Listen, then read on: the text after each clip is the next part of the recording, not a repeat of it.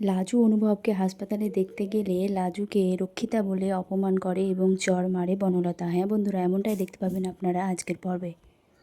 অনুভবের হসপিটালে জ্ঞান ফেরার পরে অনুভব লাজুর নাম করলে, বারবার লাজুকে দেখতে চাইলে ডক্টর তার বাড়ির লোককে জানায় যে পেশেন্ট অনুভব চ্যাটার্জি লাজুর নাম করছে বারেবার। লাজুকে, আপনাদের মধ্যে যদি কেউ লাজু থাকে তাহলে তাকে একবার আসতে বলুন।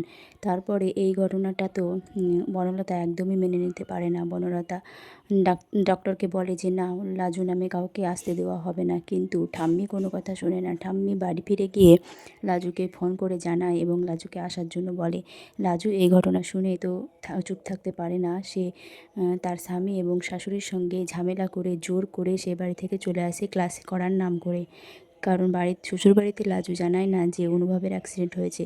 তারপরে লাজু হসপিটালে আসে এবং অনুভবকে দেখতে যাওয়ার আগে বনলতার সঙ্গে দেখা হয় এবং বনলতা লাজুকে বলে, কী করতে এসেছিস তুই? তোকে কে জানিয়েছে এসব ঘটনা?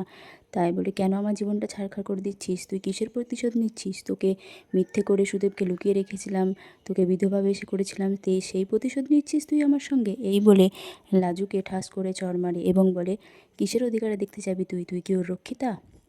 তারপরে অনুভবের বাড়ির লোকজন, ঠাম্মি এবং বৌদি বনলতাকে বলে, নিজের ভাষা সংযত করো। কোন ভাষায় কথা বলছো তুমি লাজুর সঙ্গে? আর তুমি লাজুকে এভাবে কেন অপমান করছো? তখন বনলতা বলে, ও তো তাই হচ্ছে। আমি যদি ওর স্ত্রী হই তাহলে ও ওর কে হয় বলো? কিসের জন্য ওর নাম বা কিসের জন্য করছে ও অনুভব? তখন লাজু একবার ভেতরে যেতে চায়। লাজু কিছু বলে না, কিন্তু বলে, আমাকে একবার দেখতে দাও, আমি একবার দেখেই চলে আসবো। কিন্তু বনলতা বলে, না, তোকে দেখতে যাওয়া হবে না। কিসের জন্য দেখতে যাবি বল? তোর সাথে অনুভবের কী সম্পর্ক? বল আগে, তারপরে আমি তোকে যেতে দেবো। আর তুই কী ভেবেছিস তুই ভেতরে গেলেই অনুভব ভালো হয়ে যাবে? অনুভব ডক্টর ঠিক করতে পারছে না, তুই ঠিক করে দিবি? অনুভব জ্ঞান ফিরে আসবে, অনুভব তো উঠে বসে পড়বে তুই গেলেই। এ সমস্ত বলতে থাকে। তারপরে আবার লাজুকে মারতে যায় বনলতা, কিন্তু ঠাম্মি ধরে নেয় এবং ঠাম্মি বনলতাকে বলতে থাকে যে হ্যাঁ, লাজুই যাবে।